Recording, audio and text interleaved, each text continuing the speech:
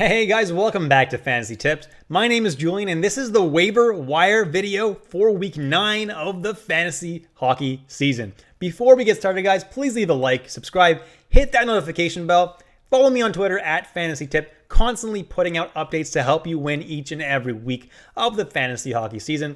So guys, without further ado, let's jump into an overview of the schedule for this coming week. So it's a pretty standard week guys. As usual, Tuesday, Thursday, and Saturday are your busy nights. And Monday, Wednesday, Friday, and Sunday are your off nights, nights with much less games, and in all likelihood, you have room in your lineup for players that play on those nights. What teams play on those nights, you ask? Well, those teams are Colorado, New Jersey, the Rangers, the Flyers, the Canucks, and the Avs and the Canucks play on all 4 of those off nights, whereas New Jersey and Philadelphia play Monday, Wednesday, and Friday, and the Rangers play Wednesday, Friday, and Sunday. All 5 of those teams play 4 games this week, and that's why, because of those off nights, I'm going to be focusing a lot on players from those teams because they're most likely going to be the guys that are going to be able to fit in your lineup. Now, which teams have a bad schedule this week? Well, there are actually none. There's no teams that play less than 3 games this week. Usually there's a few teams that play a couple games only, but this week there are none. Every single team has a semi-decent schedule.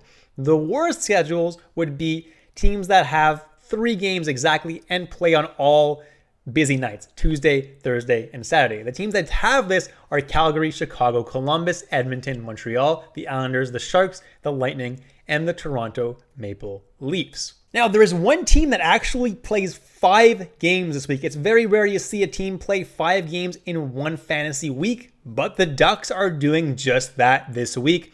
They are playing Monday, Tuesday, Thursday, Saturday, and Sunday. So if you have room in your lineup on those days, man, would an Anaheim Duck ever be a good ad for you? You're going to get 5 freaking games out of them. That's going to really help you win this week. All right, so jumping into some forward options for this week, and I was asked to include some guys that are a little bit over 50% owned, so I did just that.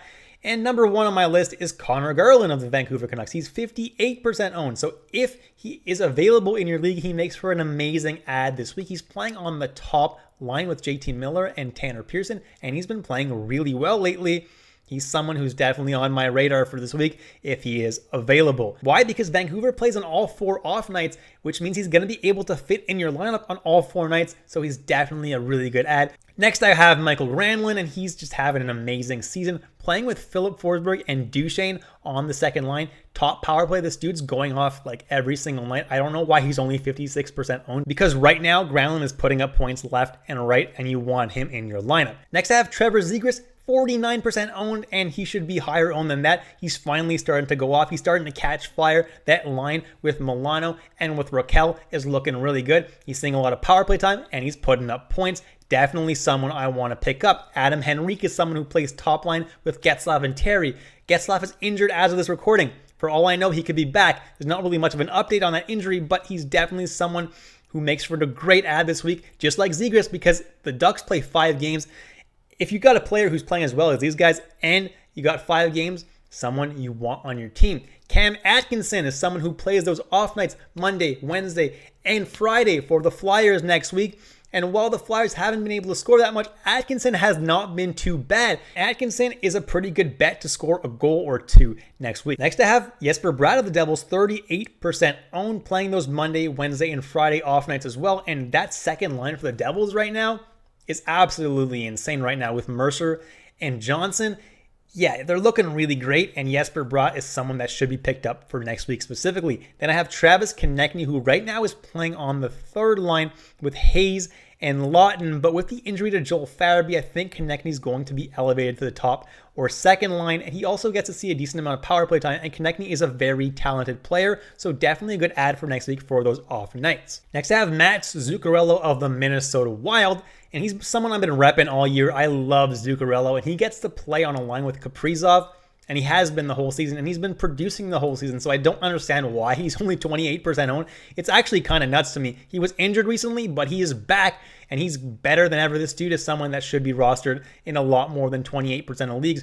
Then I got Michael Bunting, who was my Manscaped must-add video of my weekend waiver wire video, and he's only 26% owned, but he's playing on a line with Austin Matthews and Mitch Marner, and that line is insanely hot right now, and he's doing very well as well. Next is my Manscaped must-add player of the video, Rickard Rakell. Get 20% off and free shipping with the code word FANTASYTIP at manscaped.com. That's 20% off and free shipping at manscaped.com with the code word FANTASYTIP. Don't be a goon and fight your bush with the other guys. Choose Manscaped. Guys, the holiday season is coming up real soon, so head over to manscaped.com, use my code word FANTASYTIP, you'll get 20% off, you'll get free shipping, and you'll get a damn good gift. So why is Rickard Rakell my Manscaped must-add player of the video? Well, like I said earlier, the Ducks play 5 games this week. That should be enough, but Rakell has been playing very, very well, is only 26% owned somehow, is playing on a great line with Milano and with Trevor Zegras, and he's getting a lot of power play time too. Rakell is someone you absolutely want to be adding for this week. Next is Ryan Johansson of the Nashville Predators, currently rocking a 6-game point streak in which he's recorded 9 points. Dude's playing really, really well right now, and he's someone that you want on your team. Next is Andreas Johnson of the New Jersey Devils, 20% owned, and like I said, in New Jersey, that whole second line is playing really, really well right now. Andreas Johnson is someone who's been scoring, has been getting assists, definitely someone you want to be adding for those off nights this week. Then I got Valeri Nichushkin. Colorado has all 4 off nights this week, and he's playing on a very good line with Kadri and with Burakovsky. And with Kadri continuing to play the way that he is, Nichushkin is someone that you should be adding.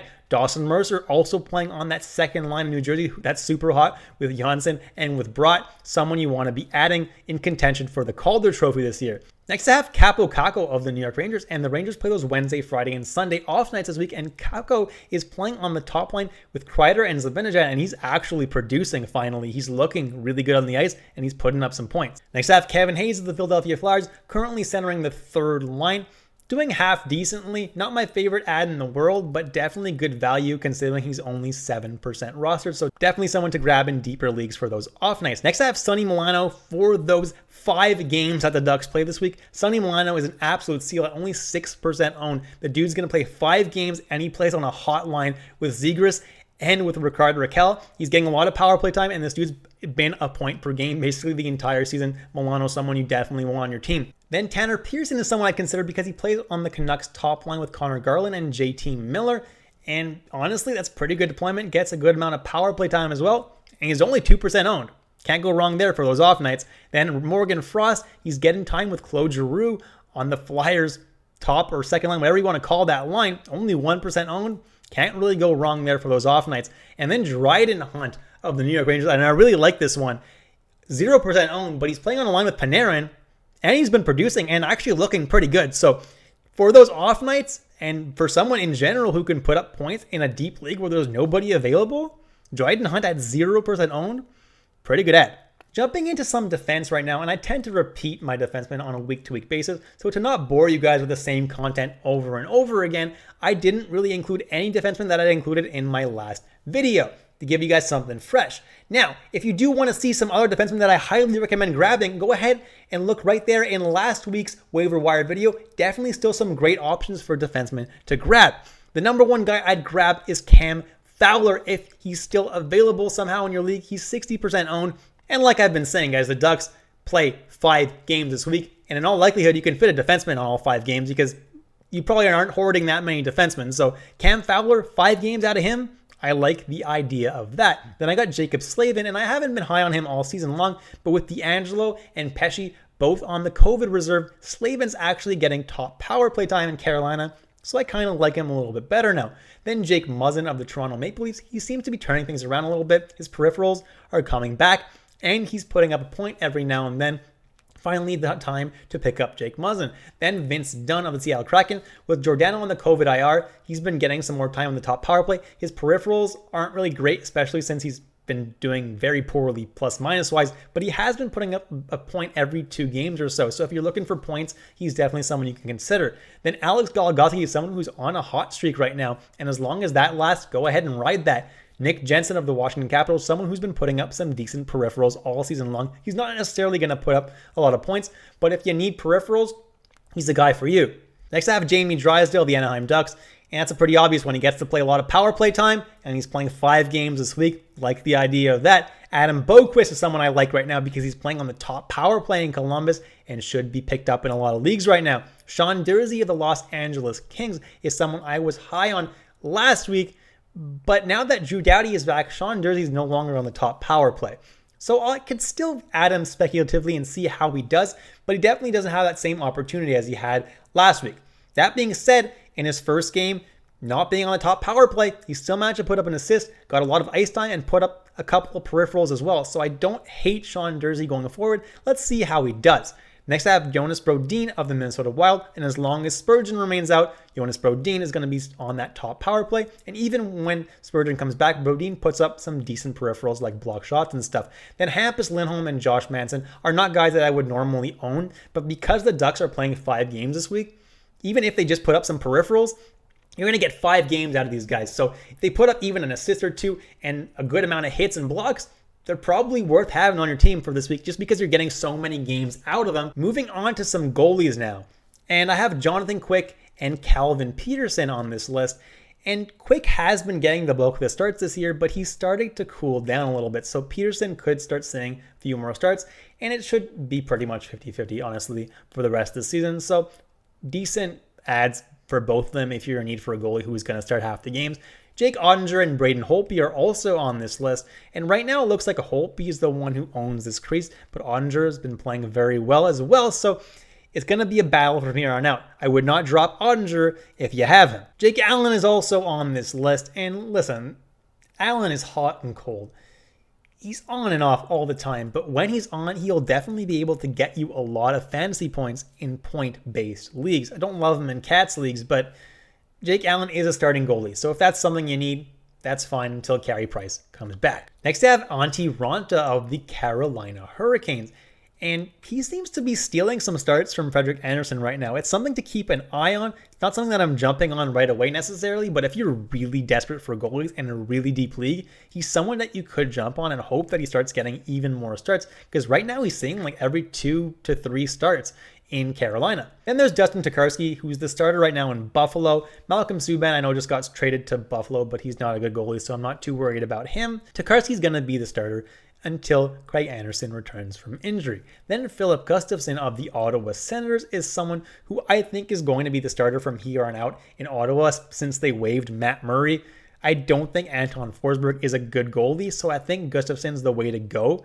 And then Anthony Stolarz of the Anaheim Ducks. Because they play both Monday and Tuesday and Saturday and Sunday, they have 2 sets of back-to-back games, which gives Stolarz 2 starts next week. So if you need a goalie that's going to start twice next week on a team that's playing pretty well, Anthony Stolarz is pretty good, and honestly, he's a really underrated goalie. And then I have Karel Vejmelka of the Arizona Coyotes, and I think he's going to be taking back the crease in Arizona. He put up an amazing shutout the other night, so I think he's going to leapfrog Wedgwood on the depth chart and start getting the majority of the starts again. And that's it, guys. Thank you so much for watching all the way through. Please leave a like, subscribe, hit that notification bell. I hope you guys really enjoyed the content today, and I'll catch you in the next episode of Fantasy Tipped.